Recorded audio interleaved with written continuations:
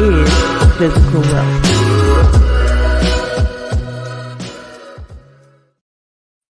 Hello, hello, hello. Today is Monday night and it is over. Monday is over, okay? You should be home chilling, relaxing, enjoying the evening. And here we are. We're going to talk about a few things. I appreciate you joining me. I'm going to give you some time to come in. Sometimes we have technical difficulties, so we don't always get in on the dot of the hour, of the top of the hour, but we get it in, and I'm doing this new hour because I get busy just as everyone else does, and I'm trying to still make time for the show. So I appreciate those people sticking in with me throughout those times that I keep changing and being getting it in when I can't get it in. I'm doing this show as volunteer work to help with mental health. Global mental health is a situation that we are seeing more and more on the uprise. Hi, Sean Anthony. Good evening. Good evening. I appreciate you coming. Please stay tuned and comment. This is a interactive show where we come in, we talk about a few things, just, getting it off our chest, airing out some feelings and emotions, talking about some things so we can improve our mental health. A lot of times we don't have anybody to talk to and say these things with, and it's not founded information when people are saying the different things they saying to us and making the various suggestions that they make to us.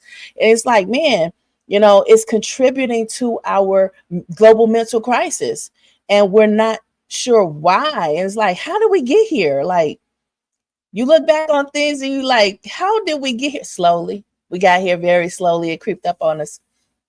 But we can counter it. And that's what I talk about a lot on this show, how to improve mental health. So I have a book out and I refer to it a lot, Generational Wealth, Information Asymmetry, and Your Success. Okay, go and get that book. It's on lulu.com, and it's also now available on Amazon. Why do I keep referring to that book? Well, I keep referring to the book because a lot of things that I've said in these shows, which are free, and a lot of things that I've said in my academic writings over forever, but everything that I've said tracks, and it's a lot of history that's put into it from credible authors and philosophers and even faith-based studies, and it's helping the school and the job market via the human resource management practices. And a lot of people, they say, well, people aren't going to understand. Guess what? I wrote it in a way that you can understand. And I told you in this book why you can understand it. And if more people were to read like the free stuff, it'll be far more, transparent. But a lot of times people feel like, well, you got to put it tangible, make it tangible and put it in people's hands. And when you make it tangible and you put it in people's hands so that they can see it and read it, it's still something else that's missing because things get lost in translation. So what I did was, as a psychologist, I considered those things, and I considered my military homeschool techniques where I was able to help a lot of people who were diagnosed with learning disabilities. I was able to help them move all the way to the head of the class when there was no hope and no chance of them even passing. So amid hopelessness, amid what may seem like total chaos, because that's what the environment was designed and created to do, you can still get ahead. You can still be prosperous. And in this book, I try to show you exactly how. For example, in the first chapter, we have, these pretty pictures in the book that you're really going to enjoy. And if you look at the picture and you think about what I'm saying, you might find yourself feeling like you're in it because you can relate to it. I talk about generational wealth and what it means to be adroit. And I've said it on this show a couple of times. So please feel free to binge watch those episodes. I talk about formal logic and people's natural ability to be clever and skillful, and the way that this flows, it flows to help you to understand and make that connection more clearly so that you can see why it is that you feel uncomfortable when a lot of people are doing things that's contrary to your sound mind. Your formal logic is what it's really called. Philosophers many years ago, centuries ago, came up with that terminology and that phrase, and they defined it as such. A lot over the years came around where they said, oh, well, then intuition and Ushagun, when they had it in different tongues of different languages. And in America, we use a lot of different words from different cultures, and we take it and we normalize it in our American tongue and interactions. But then I talk about phenomena and how facts are phenomenal and unchangeable despite any sort of man-made manipulations. I talk about cognitive flexibility, and cognitive flexibility is just your ability to understand multiple complexities that's occurring simultaneously, like we're seeing right now. We see how cyberbullying really impacted Biden's decision to step down from presidency, from running for a second term. Now, we have heard different things and how we say things like, oh, well, he's too old. If that were the case, there would be like these old people that's falling asleep in Congress during the meetings, and we making viral vines laughing at them, talking about they sleep, how they sleep at the meeting. You know, you're supposed to be voting, you're supposed to be representing us. How are you sleeping? Instead, we're making fun and joking, laughing it off and, passing on, with the next topic. So he understands that. He saw, because his cognitive flexibility allows him to understand that that wasn't the reason why you asked me to step down. That wasn't even in alignment with anything we have ever done as Americans. And Joe Biden is right. It was really disrespectful the way they disrespected his tenure in this political game. It's like it's a people call it a system, but it's really more of a game. It's a chess game, but it's a little bit more complex than chess, because even chess has rules, unchanging rules. But I'm just saying. So with this cyberbullying, I don't know, did anybody see it as cyberbullying, or was that just me, where people were changing the narrative all the time and saying, well, CNN changed the way they report the quote unquote news, and they got rid of their diversity policies, and suddenly all of this cyberbullying took place to say, okay, well, we don't want Biden because he's old. And you look at all these older gentlemen in different political seats that's been there for way longer than Biden has ever been president. Yeah, I went there with it. So it's not to say that he could not complete 8 years. He's been in there longer than 8 years, and he has the understanding of how this game is played, the words that we're supposed to use so that we can effectively communicate with our overseas opponents, allies, counterparts, or whatever way you want to put it, whatever way you want to phrase it. He knows the game, and he was cyber bullied into stepping down. And then now people want to say things like, oh, I saw this one young lady. She said, well, it's still not going to change who I'm not voting for. And I think that was the general understanding, that it wouldn't change who people are not going to vote for, because nowhere in history, and I talk a bit about that history in my book to help people understand where we get the mentality from as Americans. There is nothing in American history that is in alignment with anyone ever being ready to bow down to be told what to do, when to do it, how to do it, whom to do it with, how to do it.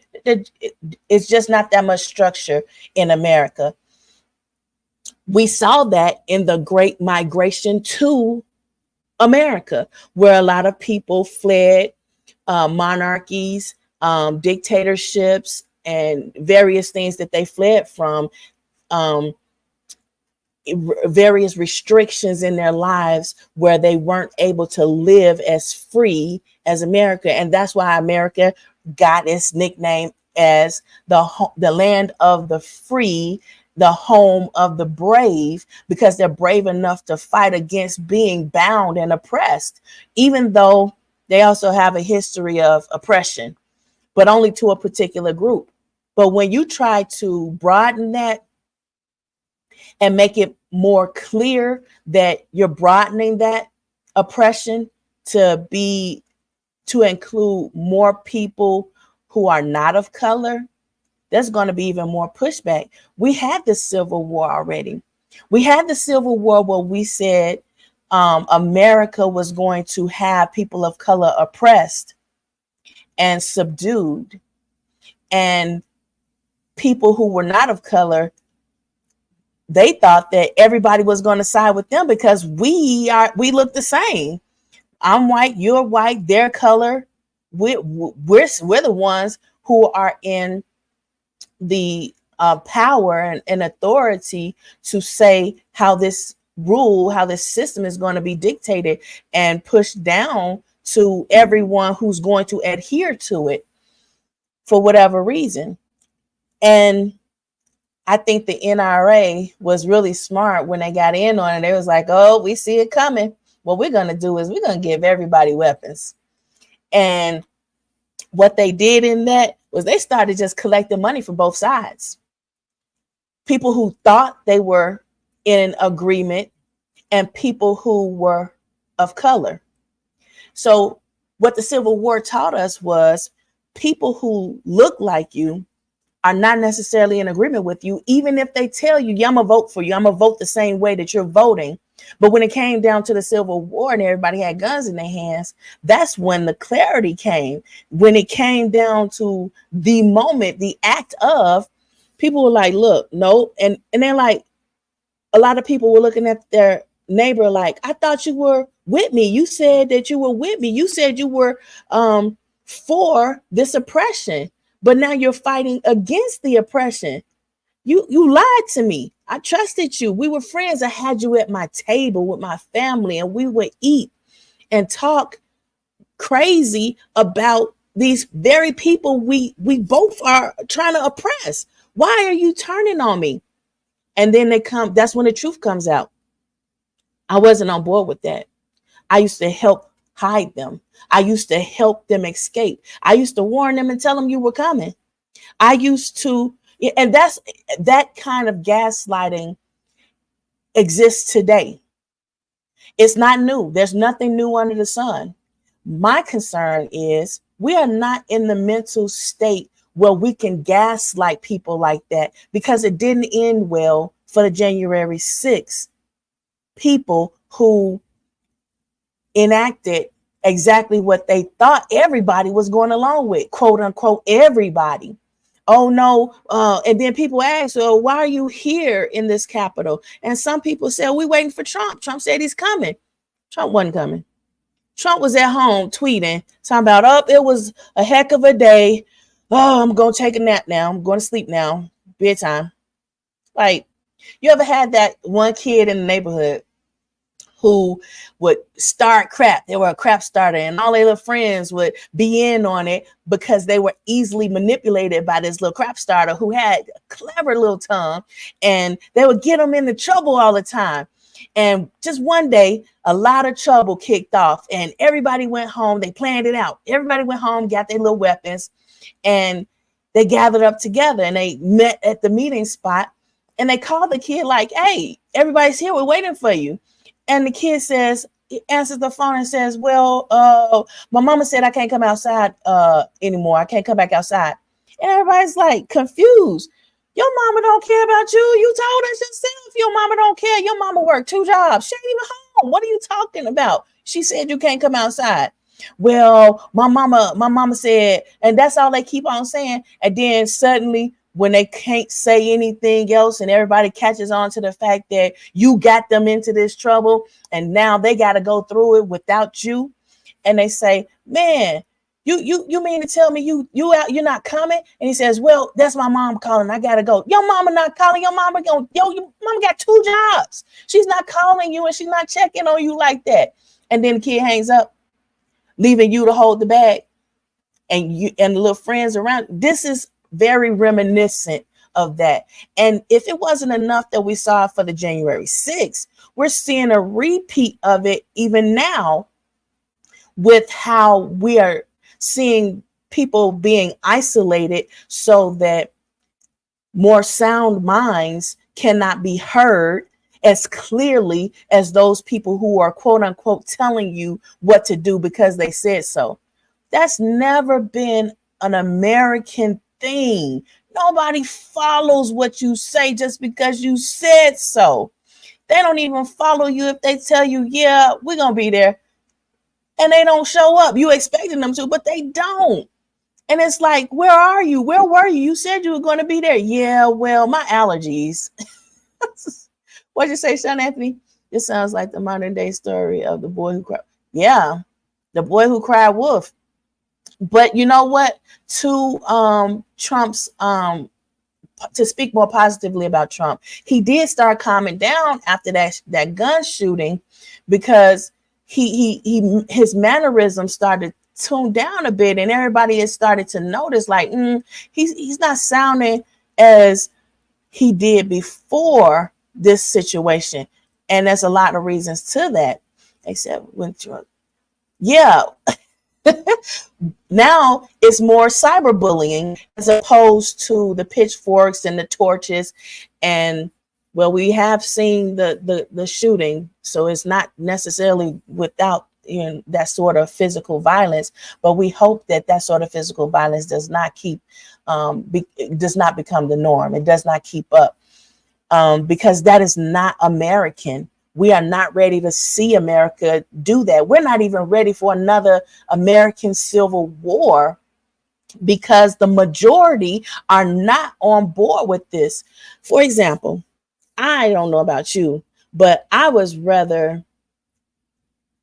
felt disrespected for the RNC pulling the representatives to represent the African American community that they did, but it spoke resounding clarity to what they think about the African American community, because the representation that they had for us was not wholehearted. It wasn't wholesome.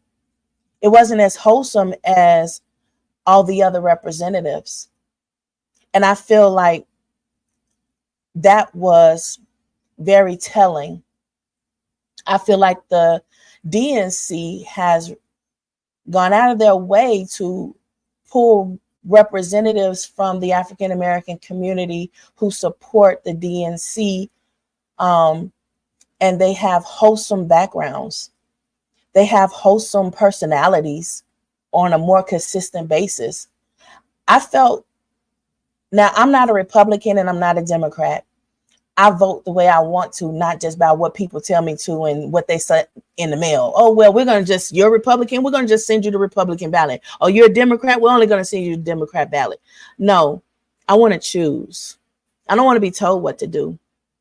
So when I look to see, like, which way am I going to vote, and I've been known to go with whatever my conscience pulls me towards. I don't vote for just one party all the time, most consistently, as a lot of people would try to make everyone believe, that all African Americans vote Democrat, or all African Americans vote Republican, or all African Americans don't read, can't write, and they went to public school, so they don't know nothing. I went to a public school all my life.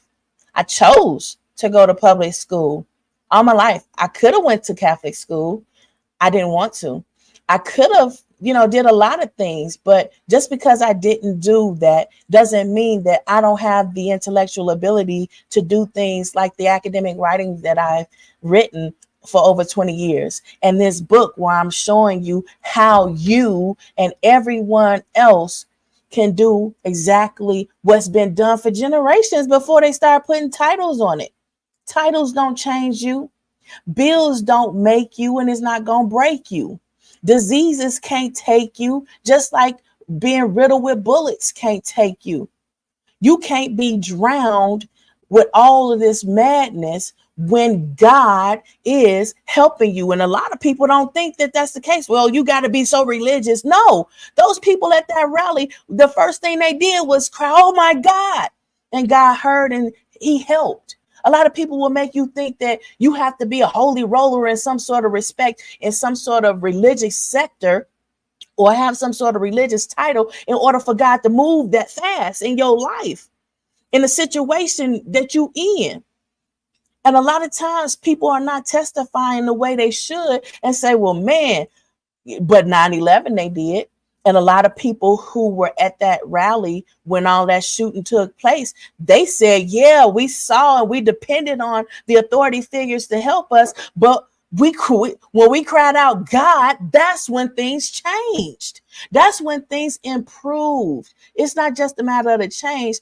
Thank you, Natasha. You know what I'm talking about. You've been out there. You've been in these school systems. You've been in these situations in the everyday life. When you're in the grocery store and you hear a loud noise, a loud bang, your first mentality is to duck, run, hide, maybe even say, oh, Jesus.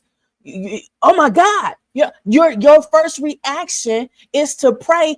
I've got atheist friends, and their first reaction is to say, oh my God. That is you praying, period. That's your conversation with God. That's all it is. And he moves for you. I know you know all about it, sis. I watch you. I see you. And it's like, yeah, it's like now more people are starting to see it is serious. It's that serious. It may not be that deep, but it is. It is that serious. It may not be that serious. Oh, it's not that serious, but it's that deep. So you will have it either way. And it is that serious and it's just that deep. Whether you acknowledging it when it's you or somebody else or not, it's still that serious. And in my book, I try to help you. Now, it's not a long book. You can get through a whole day and a half and been through this book. And look at the pictures. I want to encourage you to look at the pictures and think about the words that I'm saying. Think about what you've read. Look at the pictures and think about what you've read. These are the techniques in homeschooling and psychology that I've mixed together that has helped people who have been diagnosed with learning disabilities, such as dyslexia, cerebral palsy, what else? People who have a learning plan, IP, or whatever kind of learning plan that you have. People of different backgrounds can fully understand what I've written. And I'm trying to help everybody understand this is the path to generational wealth, but it's also the path of returning to your righteous mind. This cyberbullying that we're seeing is maddening because it's not limited to everyday people. This is a situation where we have seen and we have not protected our informative elders who have tenure in this game. That's what's bothering me about it. That's what's bothering you. So disrespectful. You're so disrespectful. You stressed him so bad. And it wasn't right. It wasn't fair. It wasn't okay. You discredited him. And it was unfounded. All the good things that he did, now that he's saying he's passed away from all of this, now you want to give him his roses? It's like him being 6 feet under and you coming and crying at the funeral after you buried him. after you stressed him to death, literally. And you coming to speak at his funeral saying, oh, well, look at all these great things he did. What? A moment ago, you was telling us, crucify him. Now you saying, come on now. Come on. It's become far more clear that it was just cyberbullying, and we're not on board with that. Who is we? We who will not be told what to do just because you said so. Just because you said everybody in your community is doing it. And let me show you how I know, because this one person who represents everybody in your community, they're speaking for you, and they're saying they're doing it. And they're saying that you doing exactly what they're doing. So you're going to do what they're doing as far as this too. And it's like, where in American history have you ever seen that? You haven't even seen that in slavery. Sorry, but you haven't. And that's one of the things that we, instead of trying to burn books and say what wasn't in that era, we need to say what it really was. Everybody wasn't on board with it. Everybody wasn't on board with it. And it wasn't just black people, it was some white people too. Because if it was just all black people or people of color, it would still exist. Because at that time, white people were in the majority. Same now, whereas you have a lot of white people who are in authoritative positions of power, and they're not on board with what people are saying. Oh, everybody's doing it. They're not on board with it. They're not on board with it. It's not just them that's on these mainstream medias who are responding to what's going on.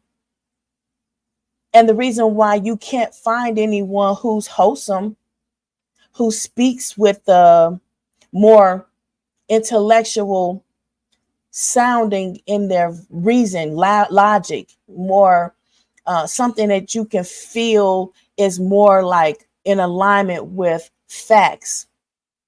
We'll put it that way. They're not saying what they're trying to push the narrative to. I just feel sorry for the people who are saying, oh, well, this is what everybody's going to do. And then when it doesn't happen again, because we saw it before, when it doesn't happen again, where's the mental state of those people going to be? Is it going to happen again with what we saw with the Capitol? Those people who cannot get over the fact that this is not, nor has it ever been, what the land of the free want for its citizens. You're not considering the mental well-being of the people. The NRA did when they gave everybody guns and weapons and said, here, this is the only way you're going to be heard. Why did I say that? Because they said the only thing to stop a bad guy with a gun is a good guy with a gun. So basically what they're telling you is shoot it out. That's what they're saying. And America is saying, look, if that's what we have to do, that's what we'll do.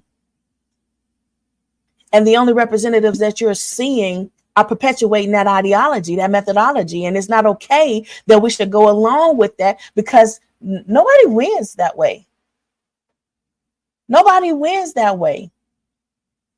Ask the mothers of all of these men who had their lives ended too soon, whether it was a knee in the neck, whether it was a police officer who shot them because they was afraid of the people in that culture, or because they wanted to oppress the people in that culture, or because the police have this gang where they're like, we're going to oppress anybody that's not outside of these blue. That's all we see outside of, that's the only color we see. As other than that, we're going to suppress and oppress everybody. And we're seeing that more we were anyway, in the mainstream media. But we have always seen it on social media, because social media is showing people's lived experiences. So you can go and report whatever you want to report. You can go and put whatever statistics out there that you want to put out there. But that's why people want to get rid of social media, because it gets rid of your voice, your lived experience. And it makes people fight harder, unfortunately, to buck against that narrative that nobody's trying to follow, but they're trying to say everybody's going along with it. And that's how a lot of times you feel like you're in a situation that you thought you knew how it was going to go, and it doesn't go that way. Like everybody at the Capitol on January 6th thought that Trump was going to show up. Everybody at the January 6th Capitol pushback thought they were in the right, even though they knew they were wrong. They thought they would win that fight, and they thought they would be supported in that. And it didn't end the way anybody saw it coming. Nobody saw that coming. Nobody wanted to watch that happen live on social media, because we're watching people's lived experiences. For example, it's nothing new under the sun. Back when Martin Luther King Jr. and my Uncle Fred Shuttlesworth and a lot of people, Coretta Scott King, and just a lot of people. It wasn't just men. It was both men and women. It wasn't just black. It was white people too. But back when we were watching the news media report how they were taking fire hoses to these people, women, young people, and young men, and because they didn't want them having political rallies against being oppressed. How were they being oppressed? They weren't being given the proper education via the books they were reading and assigned to read in school. And that's why we have a long history of what school really is, the lived experience of school, brick and mortar school, and the narrative that was pushed to us. And by that same narrative, we are seeing a lot of students come out and say and show you what they've really experienced and what's going on with them and where they are mentally. And that's the problem. That's a part of the problem. You wonder how people reached that child that was in a totally different home, totally different neighborhood. How did they reach them in order to perpetuate this maddening mentality? School. And a lot of people are not, they're not supported in the way that they can take that kind of conditioning and be okay. And everybody in their atmosphere, in every atmosphere they move into, will be okay. They're not there. And I talk about how we got there in my book, and I talk about how we can turn it around. We can turn it around. Just stop. Trump, I don't think everybody that's smiling in your face is your friend. Biden, I'm sorry what happened to you. I'm sorry about that cyberbullying. And everybody that's supporting the RNC, DNC, y'all need to be more clear, more transparent, more honest. But you won't be honest because you don't think anybody will support you. But you'd be surprised. You'd be surprised. Even if you would tell people, yep, 2025, they wrote a book and they made it popular. And maybe it wasn't a book at first, but the way it was written is like 900 pages. Come on, that's a book. I don't care what way you look at it. That's a book. But they told you, and they made it far more clear that this is what the RNC wants. And it's a lot of people that's on board with that, like fully on board with it, to the point where they're like, yeah, we're going to vote for it, regardless of who it is that we put as the representation for it. We're going to vote for it. Meanwhile, there's a significant more number of people who are saying, nope, we're not ready for that. We're never going to be ready for that. You're going to have to change some of that stuff before we ever come to any kind of agreement on what structure we'll have, because that's not it. You're not going to tell me what to do. I don't care how you're doing it, why you're doing it. You're not going to tell me what to do. I'm an American. It's a lot of people like that. It's a lot of people like that. And sometimes they don't realize that the very voices who are in agreement with that sort of ideology and methodology, that sort of way to go and to live. They don't realize it, but it's the very same people they think they're calling enemy, and they think that that's their enemy, when actually that's not. Nobody wants to be told what to do. Nobody that still resides here in America wants to be told what to do. That's why they're still here. That's why people still coming here. That's why it's like, what? Americans be told what to do? I pay to watch that happen. And that's what they're doing. They're paying to watch that happen. And they're betting on how that's going to go. You ever watch like a football game and you know like this team is going to lose? But it wasn't a matter, as far as the gamblers, it wasn't a matter of the fact of the team was going to lose or like be really like smashed. It was a matter of the intricacies that they could bet on of how this was going to actually take place. And when you look at workplace studies and how they try to dismiss those intricacies as, oh, that don't matter. But in gambling, they emphasize it because they know it matters. Those intricacies matter. And it's very lucrative, depending on the spin you put on it. If you want to gamble and bet some money on it, then it's lucrative. And when you have these organizations that's built together and they're standing firm on these stances, these intricate stances, they're betting on, for example, you see how some companies are taking away the DEI, the equality, hiring of people of color and minorities.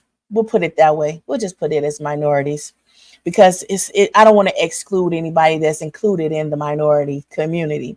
So they're like, well, that's just a small intricacy. So they took it from affirmative action, and they was like, well, I don't want to be associated with anything that could be thought of as the Black Panther. I'm gonna let that go. You can talk to Eddie on his show on Thursday and ask a little bit more detail, because he'll get a little bit more deep with you. I'm not gonna do that. Anyway, so they was like, I don't want to be associated with anything with the Black Panther. I'm not going down that route. So what we'll do is we'll call it DEI.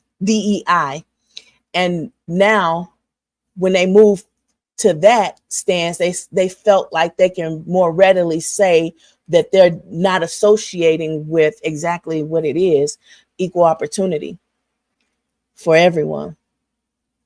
So now they're saying to get rid of it. What are you saying? What you're saying is, forget equal opportunity. We don't want people who are qualified for the jobs, even in our too big to fail companies, who are being supported and financially backed by your government taxes. We don't care. Why? Because we can do whatever we want. Yeah, but what happens when you can't? Because that's what we're trying to say. We're going to do a dictatorship. We're going to force people under these ideas that you going to do what I say do, and that's the bottom line. So you think that you're not seeing what you're seeing, and you're like, man, this can't be happening, because mentally you're starting to understand what that means for you, not just your neighbor, not just this generation, but for continuing generations, because they said this is going to be the norm. This is going to be the new norm. That's the new phrase that keeps coming around every time since after COVID. They said this is the new norm. So that's been a phrase that's been really popular. This is the new norm. No one wants that here in America. No one in the world wants that where they are either. They enjoy going to the store, understanding that no one's going to come up in there and raid it because the rebels are rowdy again. Like, no, we don't have that here in America. And we're not going to have that here in America. And that's what we're voting against or voting for. The reason why I said against first is because in large part history shows that's not where America's ever going to go. But there's still a chance that they may vote for that. And the NRA says, hey, we believe in equal opportunity. Everyone and anyone can buy our weapons and our ammunition. So they're racking in on these little intricacies where a lot of these other major corporations are going to fail because they showed their hand when they said, we don't care about fair or right. We care to dictate to everyone. And the only thing that they're going to do is apologize. And the people that's in the leadership role, the president, the CEO, and things like that, the board of ed, not the board of ed, but the board of that decides and dictates everything, they're just going to remove the heads. That's all. That's all. They're going to replace the heads. Why did I say that? Because that's what we see. That's what's happening all the time. All the time. So what do you think? Do you think that you are going to be able to go along with someone telling you what to do all the time? You couldn't wait to be an adult just so you didn't have to listen to your mama or your daddy or your grandma, your uncles or whoever it was that was, telling you what to do. You couldn't wait to be an adult. As an adult, do you think that you're going to be able to go back to someone telling you what to do? They say in jail, people tell you when to get up, when to lay down, what job you're going to have, what job you're not. And they make you think you're going to have protection when people come up to try to, shank you, shive you, or whatever they're going to do. They make you think that you're going to have some sort of protection from the police, but they're not. They turn the other way on purpose. They look the other way. It reminds me of a political rally that just took place where it seems like the lived experience of the people who were there claimed that an eye was turned instead of a helping hand being given. Are we ready for this? A lot of people who have spoken have shown what you need to see. People who are wholesome have spoken. People who have different motives because they have maybe some political problems or financial problems that's going to turn political or federal, I should say. We've seen what they've said too. They said, we'll do whatever we got to do not to go to jail. Why? What's so wrong about jail if you want to be told what to do, when to do it, how to do it, how long to do it? What's the difference between you being there and you being incarcerated anywhere else when you're being told what to do, how to do, when to do it, and how long to do it? And then people say, well, because I told you so. Now, I think, in large part, when Trump said he could go on Wall Street and start shooting, you know who on Wall Street.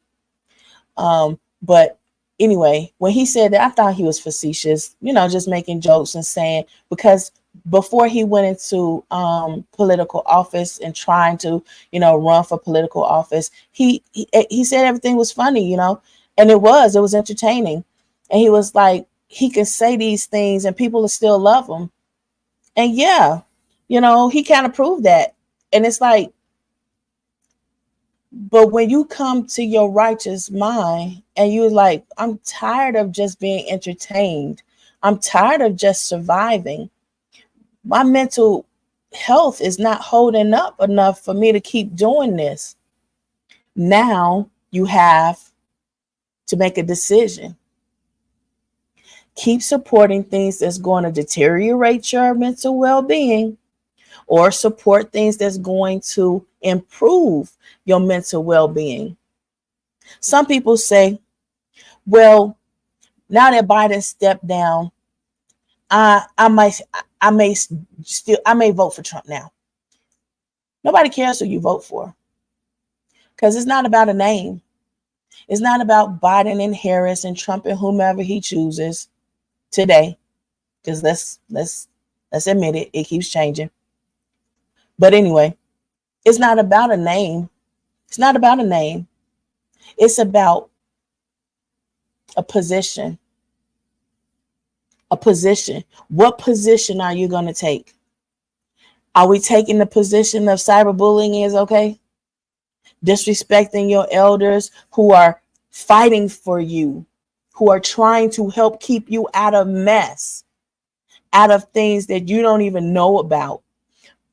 Because when people overseas perceive you as being godless, perceive you as being disrespectful, they perceive you as having no honor, no respect. Who do you think is going to have the words to communicate to them to say, no, that's not really what it is. This is just the way Americans talk. This is just the dialect. This is just the slang. This is just the way people do here in America. Who's going to be there to say that? Who's going to be there to say that? It's okay, Eddie. I know you're tired. Mondays is always difficult.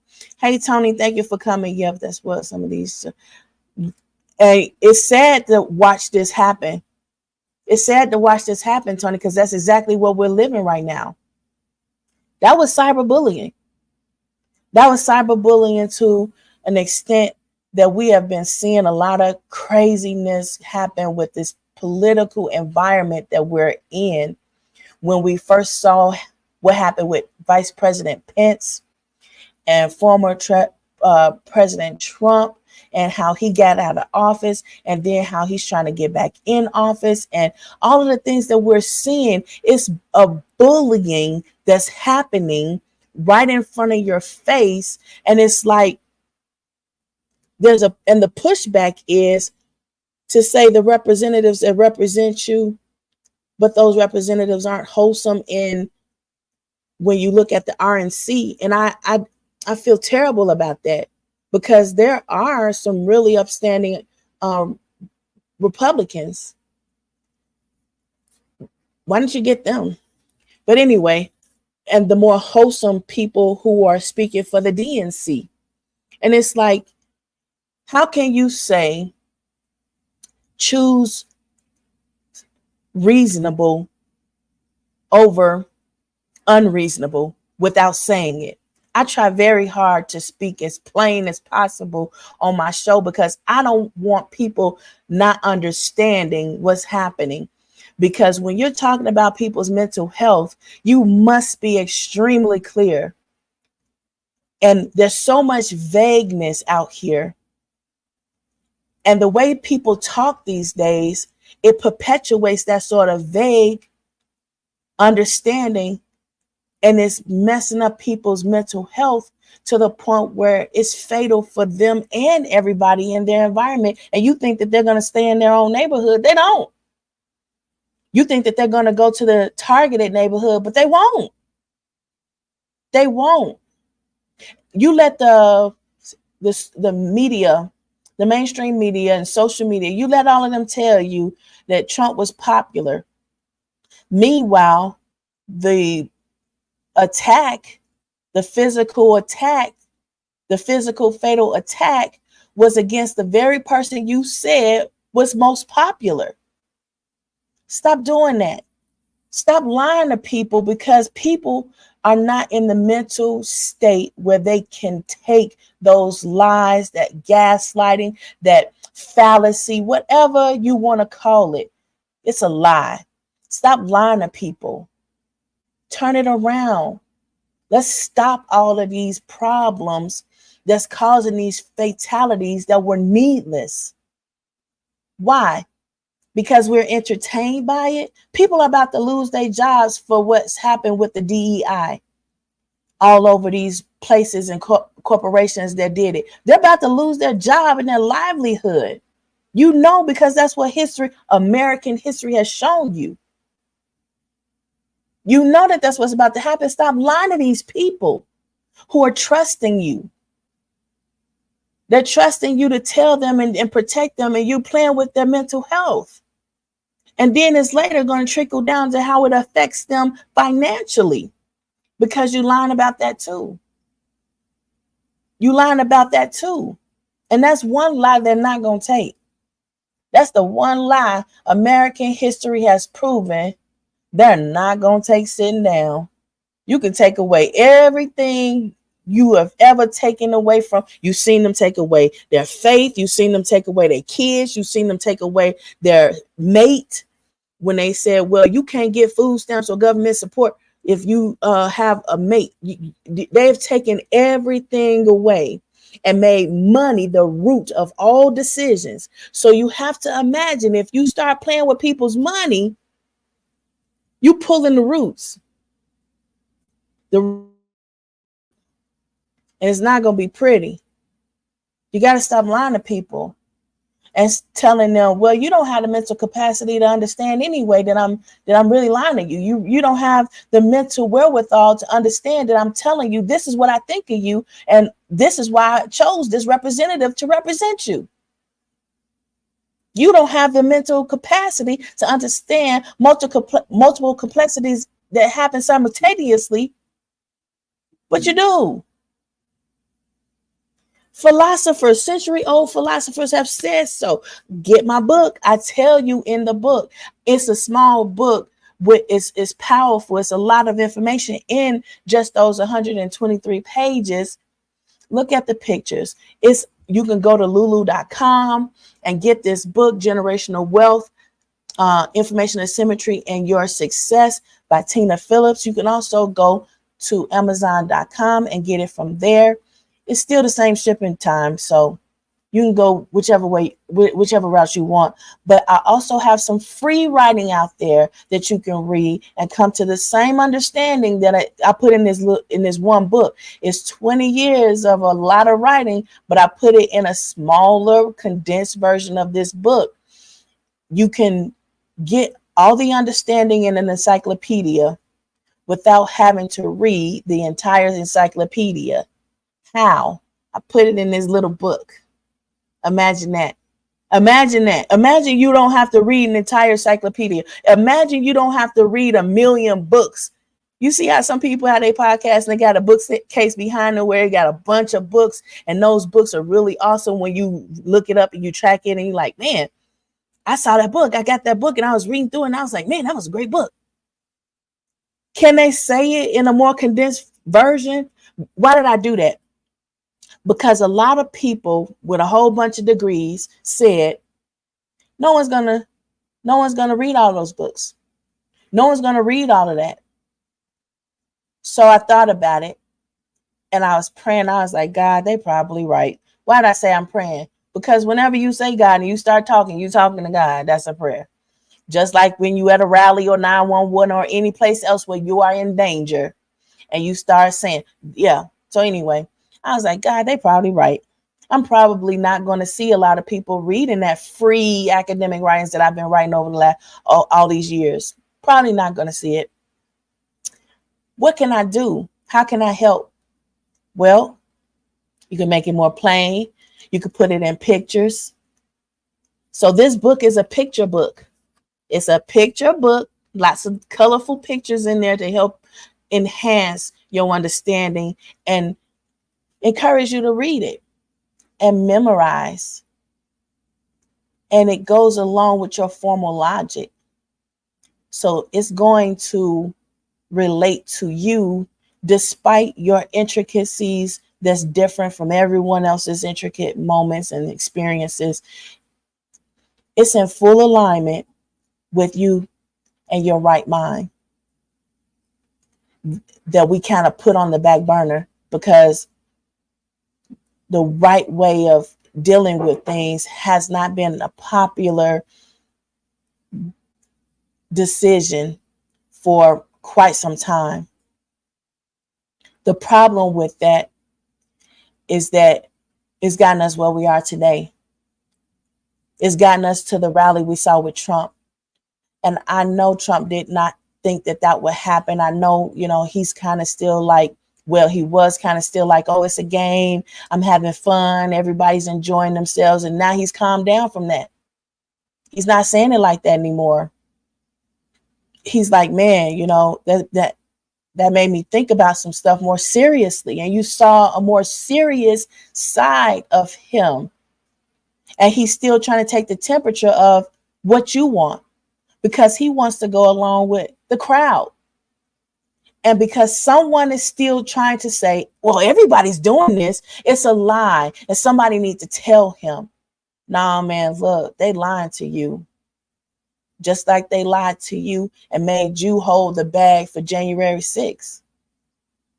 Just like they lied to you about a whole lot of other things. And you thought you were erring on the side of right. Hitler thought he was doing right too. I see the comparison where they keep trying to make that comparison with Trump. Hitler thought he was doing right too. And they try to tell you, a lot of conspiracy theorists try to conclude that he did not kill himself, but they made sure he was dead. And then they told you what they wanted you to believe about how he died. The problem is when you always saying, well, everybody's doing this, and you have people who just jump on bandwagons because they say things like everybody's doing it. You get people who are surprised at the reality and they're hurt by the reality and they don't know what to do. And they lash out in unfathomable ways. It's just incredible. And that's what we've been seeing when we have been seeing Sandy Hook, when we have seen that school that got shot up on the border, when we saw, PhD students, at least 2 of them that we know of on mainstream media who have been reported having had some traumas in school, which is a totally different environment from the environment that they went to enact their emotions from their misplaced aggression. Misplaced aggression is I'm mad at my mama, my daddy, my teacher, my preacher, but I'm going to go somewhere else and cause havoc. That's what misplaced aggression is. I'm not trying to speak over anybody's head. I try to keep it very simple. You're seeing a lot of people who have this misplaced aggression and nobody can really speak to that like an African-American woman or just a woman, period, across the board, because women are the ones that's always, we have to help these people or our husbands, our children, and nourish them through these times where they have been bullied or hurt by somewhere that's nowhere near home, but it comes home because everything that happens outside of home, you can't just shake it off like you dusting the dust off your shoes. A lot of people don't even let you wear shoes in the house. Why? Because you can't dust the dust off your shoes, the dirt that's on your shoes, the water that's on your shoes, the snow you can't, and it's going to track back into the house unless you leave it at the door. And women have been nurturing people because it's innate in them as a help meet that this is what they do, and they have seen the misplaced aggression to an extent where no one else has ever been able to fully acknowledge it and illuminate what that lived experience looks like, because their voices are silent. They going through, they still handling it. I still got some people that's like, no, we still going through a thing. I don't want to talk right now. I gotta pray. I don't want to talk right now. I gotta fix some stuff. I don't want to talk right now. I gotta do this. I gotta do that. They don't have time. So when someone who is wholesome, who has that lived experience, takes the time to try to tell you, to illuminate that experience for you, it behooves you to listen. Because you don't understand what you're walking into. You don't understand what you're walking into, even though there's nothing new under the sun. But they say people don't like to what? Read. People don't know what to read. That's all that is. Read this book, Generational Wealth, Information Asymmetry, and Your Success by Tina Phillips. If you don't know how to spell all that, spell Tina Phillips' book. Tina Phillips' Generational Wealth book. Spell that. Go get the book, read it. I make it very plain. I keep it very clear, very straightforward and to the point. So you don't have to read a bunch of books. You don't have to read a bunch of encyclopedias. You don't have to read a bunch of credible authors, but the information is right there for you to see where you can go and find that information. But I keep it within 123 pages, and it's not really 123 pages, but it's very, very short and to the point, very clear, because I don't want to waste your time, just like I don't want to waste my time. So that's my time for today. Teddy, are you in the background? Can you help us close out today? I just want you to remember, mental health is physical wealth.